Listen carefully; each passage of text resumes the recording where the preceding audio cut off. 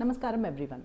Welcome to the Stories That Shine with Supriya, where conversations inspire and every story connects us. I'm very excited for today's episode because it's a very interesting journey. She started learning to ride a bike at the age of 30, and at the age of 32 she started racing. Hard to believe, right? Exactly. That's why I said it's a very interesting journey. For many of us, learning a bike or riding a bike may not be that difficult, but racing, definitely not everyone's cup of tea. That's where she stands out. So, without any further delay, let's welcome her and know about her journey in her own words. She is Miss Shuriya, a bike racer. Welcome to my show, Shuriya. Hi. Hi, How are you? yeah, I'm good. How are you? Oh, I'm good. Thank you so much for accepting my request Thank and you so taking much your for time out for my having podcast. Oh, Thank you. Of course, it's been a pleasure. Yeah. By the way, I like your name, Shuriya. What does it mean? Oh, thank you. It means power. Oh, wow. Yeah, you are living up to it, huh? Oh, thank you so much. Yeah. So let's start with a brief intro about you. Um, you want like Yeah, where are you from, your family, and your childhood? okay. I'm basically from Trichy, Tamil Nadu. It's a small town, in Tamil Nadu. I did my school and college there. I'm an engineering graduate. I did my BE ECE. Same Trichy. Yeah, same from Trichy. So Okay. till college, I've been this Trichy small town kid. It wasn't like too big of a dream. Do this, do that, and all. I wanted a comfortable life. Finish college, go work outside because when I was a child, going outside of Trichy itself was a huge dream for me. So I think the first dream that I dreamt of was to get a job outside of Trichy and move to a city and have a life of my own and be independent. So once I did that, once I got a job and I worked in multiple companies in IT. I have about 12 years of experience now, and then it was very happy. I was very happy doing what I did. I had a lot of friends and I used to visit my hometown and everything. And then COVID happened and I wanted to do something different because I realized that apart from moving out of Trichy, I had other dreams too as a child and I never got to realize them. So it was all about work, career and all of that. At one point I did decide that COVID showed me, I think life is too short and anything can happen at any time. And I remember being alone in COVID because my roommate had gone and I was at the house alone and I didn't talk to anybody for months together and I realized. Sorry? Where were you? I was in Bangalore.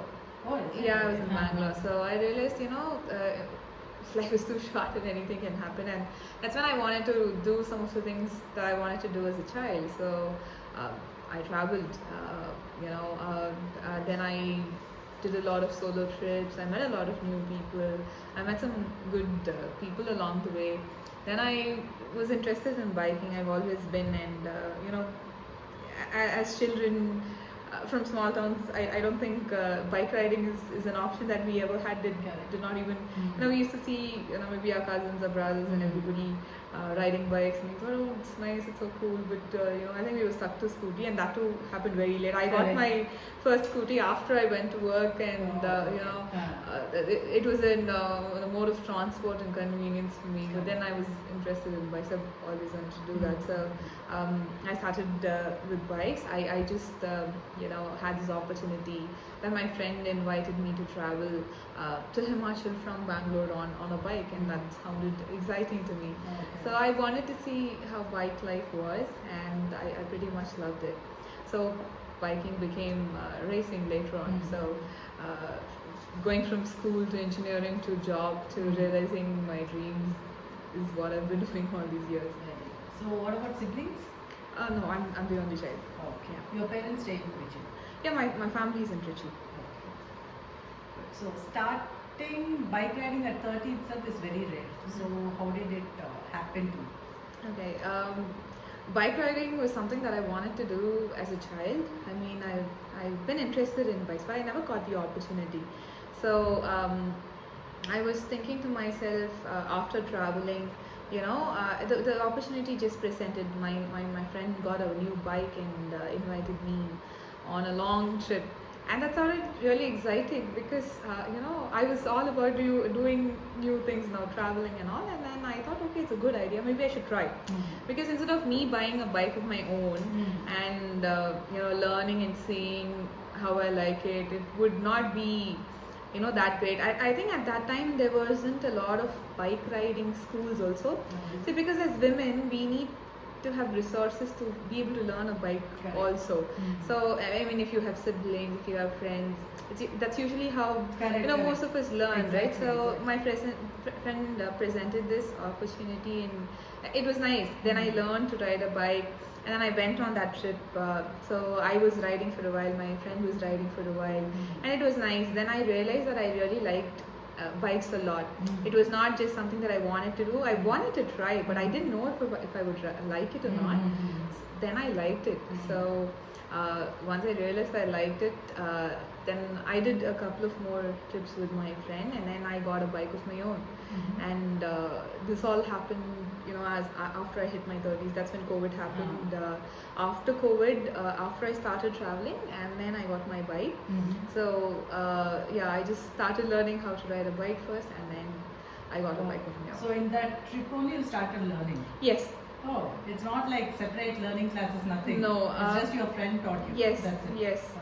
Because I already knew how to ride a scooty, so it was It's just a switching game gears and something and you things have to like learn. that. Yeah, but it also involves a lot of balance and everything. So initially it was a little, on and off. But I think I don't know how I learned it that quick, but somehow it was very nice for me. I mean, I wouldn't say easy. Because initially I was like, I'm not when there are hills and things like that, I'm like straight roads, highways, I'm fine. Yeah, but if there are a lot of turns, it was a little hesitant. But then later on, I got used to that. Height really helps. It does a little, but it's. I mean, I know a lot of people, who are, not as tall, but they still are able to ride with ease and with a lot of control. Height helps initially because that's what we've been fed. Thinking that we need to reach, both sides. We need to put the foot down. That's usually what we think. But no, bike balances itself. So it doesn't. You don't need to be tall to be able to ride a bike. You can still ride a bike, and there are a lot of other shortcuts that we practice.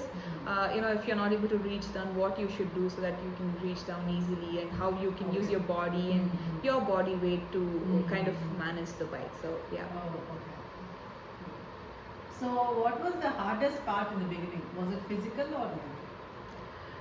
I think it was a bit of both, because mentally, I was excited, but then I was also scared. This isn't something that I've done. It was just that on a whim, or I just like, okay, I want to do this now. That was the decision point. But after the decision, you have to go through a lot. Of course, it was physical as well. I was not used to riding bike and long distances. Forget long distances. I was not used to riding a bike at all. So I mean, to be able to go to long distances, there was a lot of physical constraint as well. But I was trying to be a little fit during COVID. I was working out at home. I was trying to eat healthy and things like that. So I think I've always wanted to be physically a little bit fit. So that was there. I wasn't playing any sport or anything, but I was into fitness a little bit in a healthy lifestyle. So that made it easier, maybe on the physical part, but it took a lot of time, getting used to the bike posture and everything. Because I remember at one point I used to ask my friend to stop at every other odd point because my backside hurt, my legs hurt, my back hurt. But when you sit for long periods of time, and then when I was riding, my shoulders hurt, my forearms hurt, my palms hurt. I didn't know palms could hurt. I mean, I've never done anything before in my life where your palms could hurt. It's like, what is this new thing? New places I'm feeling hurt. So that was there. That physical thing, it did take some time to get used to that physical things as well. And when your body gives up, your mind is like, you really want to do this, like too hard. but then somewhere you're interested more, in doing it than all these small obstacles. So you just overcome it and then go do it. Yeah. So when you were like down, like wanted to quit, so what motivated you? I don't know. One was because I could not have quit that trip and walked away, because I could have taken a flight or bus from somewhere and returned back home, but I wanted to see it through. I wanted to see how much I could push myself, and when everything hurt and when I felt like I just want to go back home, sit comfortably in my sofa or lie down on my bed. Somewhere my mind also did say, no, let's just try some more. Like it's not like let's reach the destination. That was then I think I probably would have quit. Correct. I think what came into my mind was, let's just finish this day. Let's just finish this, right? What's my next destination? Okay, let me go to that destination, because if I had to take a bus, I had to take from there. So I was like, let me just reach there and then decide. And then I'll reach that destination. I'll have something to eat. I'll have something nice to drink. You have so many lassi spots on the way, nice teas and everything, coffees. So I'll drink something and then I'll feel a little energetic, and then I'll be like, you know what, let's do tomorrow also. So it was mostly pushing one day at a time. That's how I think I was able to get over my days where I wanted to quit. So the quitting part I have asked you. So when did you realize, okay, actually I can compete and win racing? That came very much later, because once I started racing, so how racing started was, I was doing a lot of bike rides, and I realized I already liked bikes, and I liked doing long distances, the sun, and whatever pain points were there. Actually, I started liking those later. I started liking the physical challenge of it. It gave me a sense of accomplishment and all of that. And then I wanted to take my bike to the track and see how it felt. How I always watched Formula 1 and MotoGP even before that. So I've always been interested in motorsports, and me having a bike and then having access to a track, I thought, okay, I should just take my bike to the track and see how it feels. And I took the bike to the track, and I realized I absolutely loved it.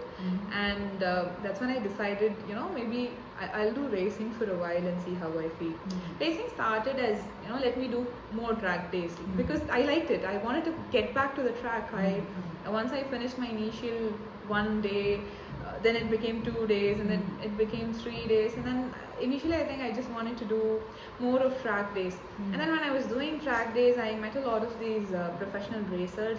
I saw them on track, and they were flying past me, and I was like, oh my god, am I this slow?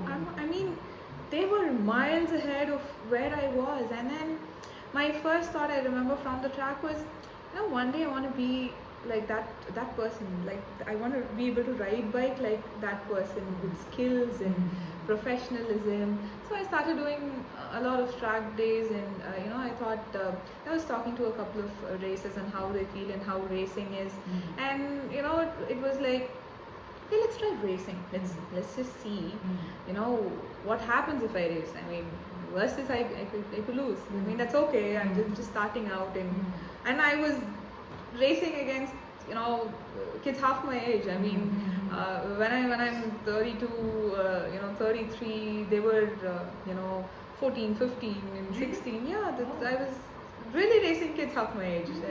And there are other races as well. I mean, 20s, and with women it's varied, right? Because in India we don't really have access to bikes only, so racing comes very later. So but then the track was a huge age category, but I was the oldest, and I just wanted to just race and see how that feels. Since I've seen so many races on TV, I wanted to experience what lights out will be like. How do you do a race start, and how the adrenaline is, and is it really all the hype and everything. And then I started racing, and I absolutely loved it. I mean, when I went to track, I knew I wanted to do more of this. I loved it. But when I started racing, I don't know, it just opened a dimension in me that I never knew existed. I was so addicted to it. I fell so much in love with it that I thought, okay, one day I'm gonna race and win. That's when I first thought that, one day I'm going to race and win. Haven't I have accomplished a few of those. I have so many more dreams now. Once you break one dream, your other dreams, it comes in front of you. So yeah, that was the time I decided, okay, I'm gonna race and win someday. So for that, the training is there, like proper training will be there for the racing? Yeah, so in India, how training works is you can join multiple racing schools, or if you have your own bike, you can go to the track and practice your basics, and once you can get in touch with a trainer and have them train you, and then with or without the trainer, you can do your track days and do all of your basics, and you need to keep training, of course, for you to get there. There are multiple racing schools that help you with the training program, and they have a plan, and they have different trainers that can help you do that. You also did all the training before entering the racing? Yeah. So how many months it takes? It depends. So some people enter racing earlier, and then as they race, they learn. Some people, they train a lot for years, and then they come into racing. Since I felt that I was already late into racing, and I don't think I did a lot of training before I came. I just took some training where I just felt confident that I would be able to complete a race. That's how I started. So once I felt confident, TVS has a category. TVS, it's called the TVS One Week Championship, where they encourage women racers, and that's a women-only category. And they provide you the bikes, so you can just pay the entry, and they will provide you the bike and gear, and you can just go race.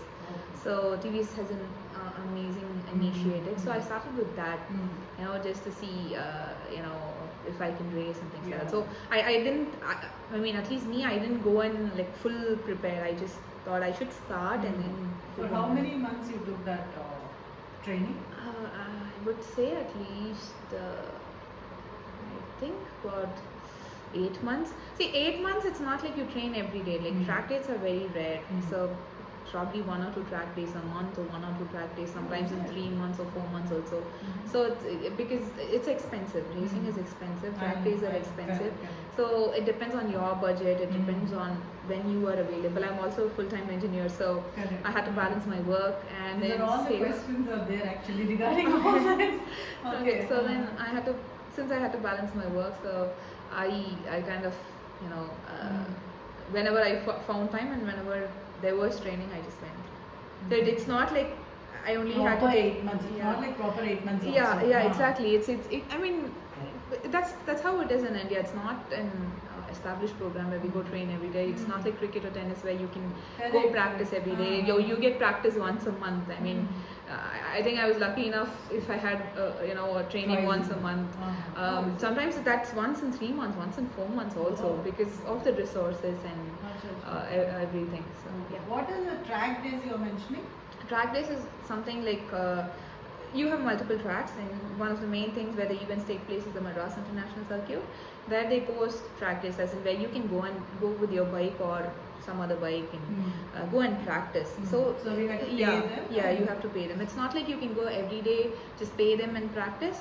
They have schedules where you only on those days you can go and take your bike and practice, because that track is used for multiple events and cars also. All the car races also happen. Same track? Yes, same track. So yeah, racing sport is very expensive, right? So how are you managing? I don't think I spend anything for anything else in my life. I work, I race. So there's no concept of savings. There's no concept of how do I say, other hobbies, activities. No, nothing like that. I think after I started racing, my life started revolving around racing. So I feel like my life kind of got simpler. I earn and then I put it into racing. That's like no other expenses. I stopped traveling also because I race and I need money for racing. So that's how yeah. So how expensive is that? To ballpark, it can go in lakhs per year. So yeah, including your training and including your season cost and everything. Yeah. Okay, so you're working, so you're managing. Yes. So Okay. To be a racer, you have to be mentally and physically very strong, right? So, what do you do for that, and what is your diet? Okay. um, Racing is physically very demanding, and especially bike racing. You have to move a lot around your bike from top to bottom, your neck to your toes. We use I do fitness. I have a separate fitness program, for racing. I train with the Farooq Warriors. I also train in Muay Thai. So this is all for racing, so that I have my fitness planned before my race season.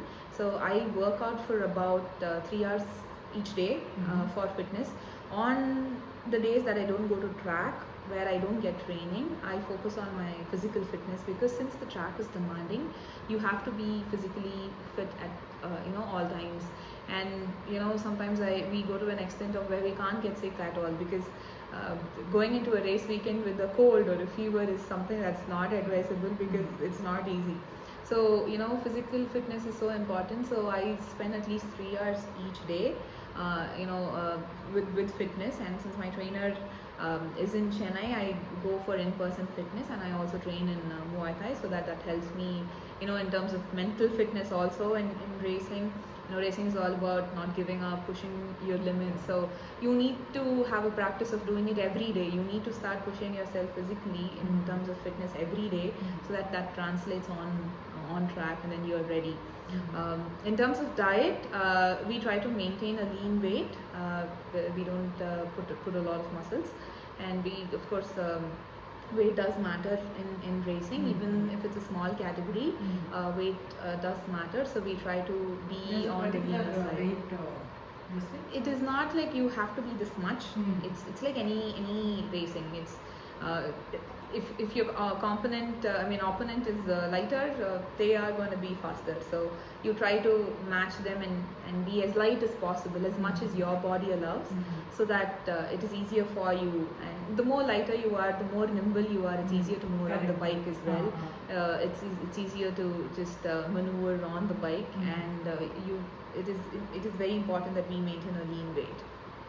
But there is no specific weight criteria for this. No, it's not. It's not like you have to be so many kgs. Nothing like that. Nothing like that. It depends on your body. Yeah. So you said like Chennai, no? Like the trainer. So what do you mean, like before the race you're telling you'll go there and in person? I spend half my time in Bangalore and half my time in Chennai, actually. Yeah. So since I work in IT, my office is in Bangalore. I have a certain percentage of office attendance that I have to complete. So I stay in Chennai, finish my office duties, and then the rest of the days I work from home. I go to Chennai and I work from home, and then in the evenings I go for my fitness. Once my office is over, work from home is over, then in the evening I go for fitness. When I'm Bangalore, I take online classes for fitness. It depends on each racer, right? Like it's no streamlined plan. This is what works for me, because I have a full-time job to do, and I also want to focus on my fitness. So I don't compromise on my fitness. So even today I have a online class in the evening where I'll go attend and finish my fitness. So yeah, when I'm in Chennai, I go for in-person classes. Training just before the season doesn't work. It becomes very hard for you, because then you have to change your diet, then you have to, your fitness plan becomes very hard. Maybe, there are a lot of full-time races also, but even them, they train every day. Physical fitness is very important, that you keep yourself fit at all times, because you don't know when you will have a track day or what opportunity will be presented. So it's not like we just are fit, we start fitness just before the season. We try to be fit all year around. Not even racers, everybody, it's better to have every day a healthy lifestyle. Yes. If not 3 years like us, because that's needed. At least half an hour a day. I think people need to move around to be healthy. It's very important. Nowadays, awareness has come actually. Yes. Good thing actually. Yeah. So what would you say to someone who feels it's too late to start? I don't think there's nothing called or something called as timing, because I think it's all in the mindset. If I had thought, if I was late, if I had thought, my time is gone, I would never have started. I just did because I just wanted to start. can I become a MotoGP racer tomorrow? I don't think so. But can I become a racer? Of course, yes. I mean, I have the opportunities where, you know, I can go ahead and do the things that I want. So, with anything in life, I think the takeaway for anyone should be that it's not late. It's just that your mindset. You have to start someday. I mean, you can start today and then see how it goes. Just do what you want to do. Otherwise, you will. I think the whole concept of feeling ready is a myth. It's bogus because if you keep waiting for feeling ready, I think that day never comes. You're going to have day in and day out a lot of things to do. Your routine, I think, as humans these days, we're not free people at all. We're so busy with our lives. We're so busy with families and so busy with work and everything that at the end of the day, if you come home and you just feel like putting your bag down and then you just want to relax, but we never have time. So I don't think we will ever be ready. If we wait for being ready, we will never start. So I think we should just start. Just do it and then figure out how it goes. There will be challenges, but just do it and then see how it goes. So what are your achievements till date? In racing, I've raced in two categories, which is the 165cc stock girls category, which is in the Indian National Motorcycle Racing Championship. It's called INMRC, and also the TVS One Make Championship, women's category. Both are two categories under INMRC.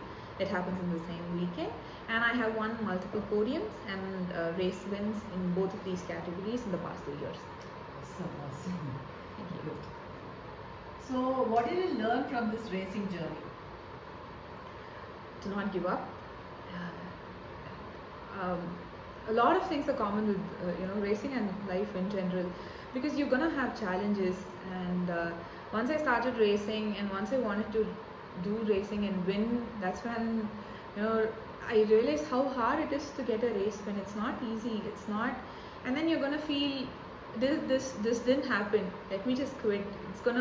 Life is also going to be like that. You're going to make some choices. You're going to go through so many challenges and obstacles. But if you just quit, yeah, you can quit. That's still okay if that's your choice. But if you just overcome it and push forward, there is a world of things that you can achieve and see and look. So racing has made me more resilient, and I think it has pretty much shown me who I am. It's been like a mirror, and I have proud moments as well. I have bad moments as well. I have moments where I'm not very happy about, or where I'm embarrassed. So it's shown me who I am as a human being and how I can be better. So racing has I think it's more than a passion or a hobby. It's become my purpose in life. I kind of feel like this is why I exist, to do what I do, and I just want to do it. Awesome. Thank you. You just came to that level because of racing. Yes. Otherwise, you wouldn't have felt that kind of feeling. Yes, I don't think so, because it's making me live deeply. It's making me enjoy and experience each moment. I have bad days, and I know for sure that bad day is just that day, and it's going to get good. I'm going to go do well in a race where I'm going to be proud of myself. I might win a race where there are races where I should have finished first, but I finished second. But that race, I was so proud of myself, because the amount of challenges that I faced and the new things that I learned and discovered was incredible. And the same thing with life. I think before that, my life was very simple. I was an IT employee, just working during the weekdays and probably washing clothes over the weekend, cooking food over the weekend, so that weekdays are becoming easier, or maybe catching up with friends over the weekend. It was a very chill and easy life, and that was nice as well. But then once I started racing, I feel that there is a deeper meaning to life than just existing. So you're unmarried, right? Yes. So what's your take on marriage? I think even before racing, I wasn't very much interested in marriage, because I don't know. I was very happy with the life that I had, and I wanted it to remain the same way. So I can't give a take on marriage because I'm not married and I don't want to be married. So Oh, you don't want to get married at all? no, that's not in the near future, or like it's not in your life itself? I don't think it's there in my books at all because there are a lot of things that I want to achieve, and I don't know if I will be able to do that if I get married. I'm pretty sure there are a lot of people who do that, and I admire them because I don't know how they do that. Me being single and having to manage myself feels like a huge task. And to be married and to share your life with somebody, I don't know if I'll ever be able to do that. I'm happy sharing my life with the track and bikes, so I think I'm going to stick to that. Awesome. Thank you. I like it actually. Though Thank I'm you. married, that's different thing. Okay, now rapid fire. Okay, so it's like this or that. Okay. Track race or street ride? Track. Solo ride or race crowd? Race crowd. Heart or mind while racing? Mind. Fame or passion? Passion. Prove people wrong or ignore them? Ignore them. Show off or stay low key? Low key. Okay. Pretty or powerful? Powerful. Soft girl or savage racer? Savage racer. Queen vibes or racer mode? So, racer mode. It's actually lovely speaking to you, Shurya, and knowing about your amazing journey. It should be inspiring for many who will, watch this episode. And all the very best for your future achievements. Thank you so much. Thank you so much for It was having a me. pleasure. Yeah, it's been incredible talking to you. I've really enjoyed the amazing questions you put together. It made me give me a recap of why I started this and why I still do this. Sometimes we forget to we don't realize when we look back at our journey. I myself am very happy that I did this and I am doing this. Thank you so much for having me. Thank you. You just please write down something like your favorite quote with your autograph and something about me and my podcast. This is a token of my thanks to you. Please accept. Thank you so much. Thank you. This is so nice.